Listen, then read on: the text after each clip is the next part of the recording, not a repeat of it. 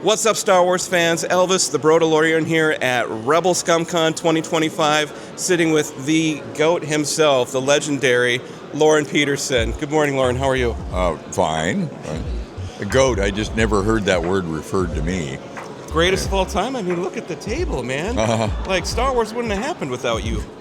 That's probably true. It's an amazing contribution.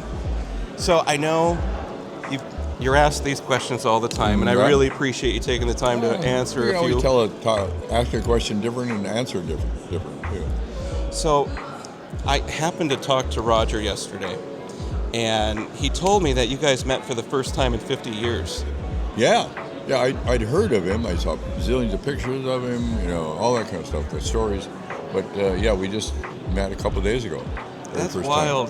That's so wild. Yeah, after working on him in England and me here, and voila. So when it came to like the Millennium Falcon and other ships and things that you guys were doing at ILM versus what they were building out there, like how did that work with the communication, and how did you guys make stuff look alike? Well, like this is pre-texting days and email. We had to make the model, and then we sent photographs of the model, what we did, to England for them to go from. Now, there's an interesting story. Say with the probe droid, the black one in the snow and all that stuff. And Gary Kurtz told us, if you guys don't finish it real soon, I'm just going to have England start on it right away. And we were like, no. We got to do it. To have us follow live action would be awful, because they would use parts that we couldn't duplicate, whereas we would be able to use model kit parts or whatever we found. So it'd make our job 1,000 times harder. So we worked, not day and night, but we worked many hours to get it done so we could send all the photographs. And sometimes we actually sent the model off to them, off to England. But to have to follow them. Same thing with the big Millennium Falcon. We the interior and everything. When you saw the interior for the first time, have you walked through one? Obviously, I'm sure. Well, how did you feel seeing the inside of it? Well, we knew that. Obviously, we knew the size and the scale of those hallways and everything, and they'd have to be running while they were ducking. And here it is. They have room to run two abreast. And it was like, whoa, how did that happen? So it turned out a lot bigger than you thought it was going to be. Yeah, the interior's outside's kind of small, but the interior is huge. It's like something out of Harry Potter. And then they probably had a lunchroom and executive bathrooms and things like that. Yeah, a room for Lando to keep all his capes, I hear. Yeah.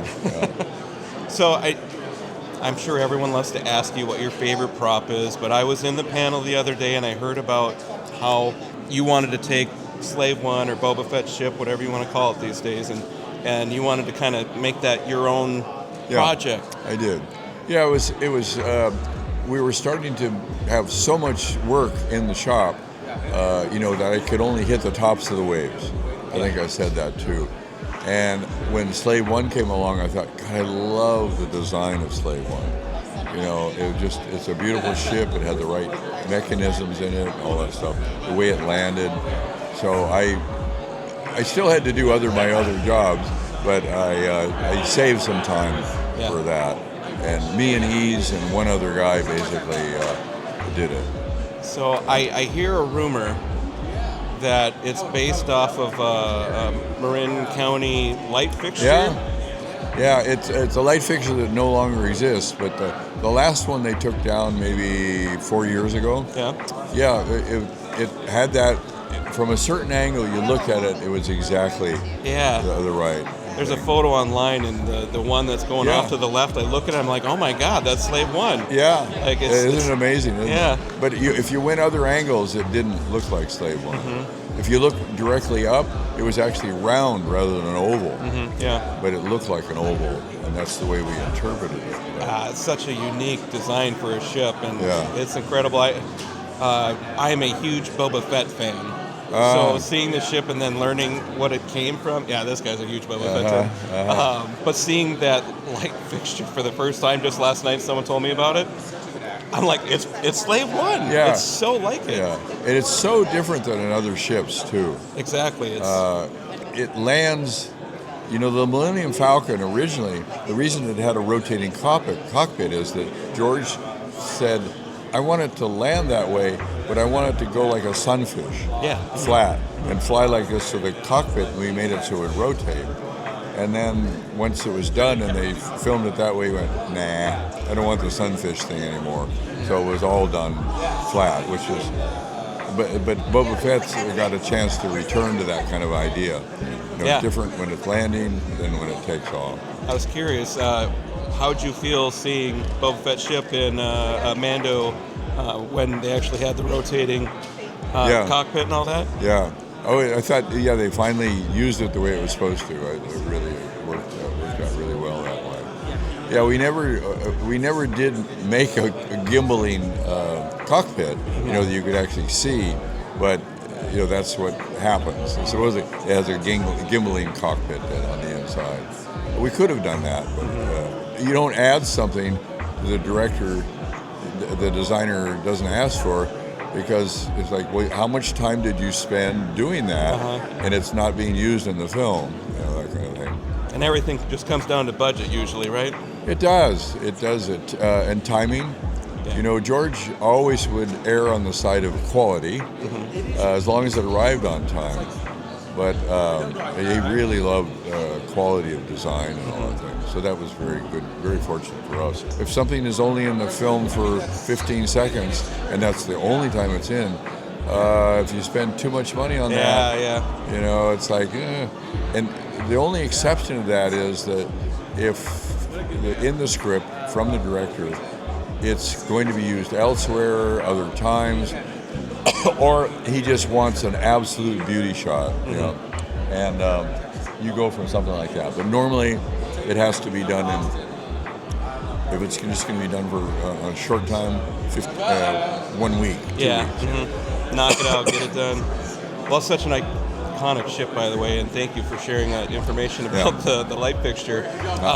So I don't want to take too much of your time, but I'm curious,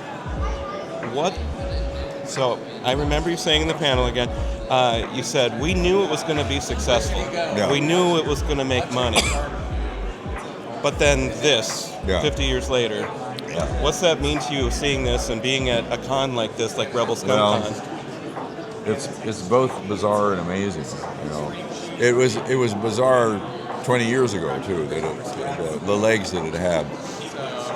And it made big money within less than a year, which was really unusual, that especially at that time.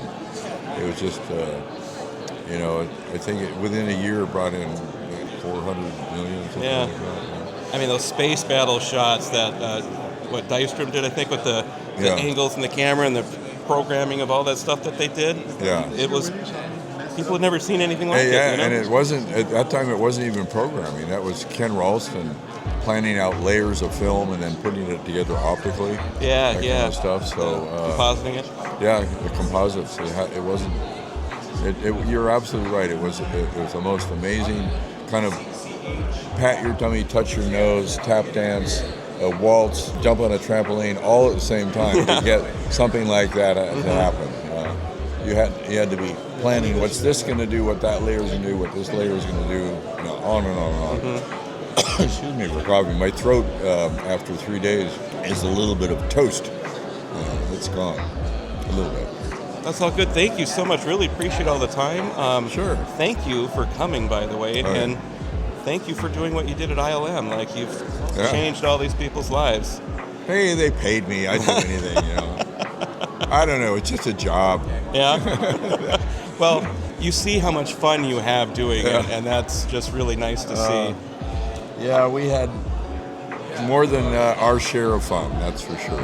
I would have loved to experience the days of ILM back then. Like, it looked like a hoot. It was just friends working and working towards the same goal. You know that there's a guy named Jason Eaton on the East Coast, a really excellent model maker, and he does photographs of taking the group shot, and then puts himself in the shot, the age that he was when the shot was, and various other shots, incorporating himself into it, like this little kid, looking over the table and that kind of thing. That's funny. Yeah. One last question.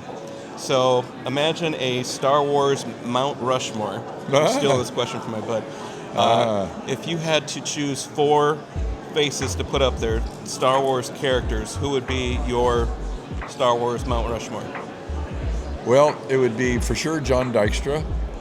He was the head of the first company. Mm-hmm. It would be for sure it would be Joe Johnston. Yeah, absolutely. And be sure it'd be Dennis Urin. And probably Neela Rodas. Yeah? Yeah. I like it. That would be the 4. That's awesome. Thank you so much. Really appreciate the time. Lorner Peterson, everyone. Thank you so much. Thank you.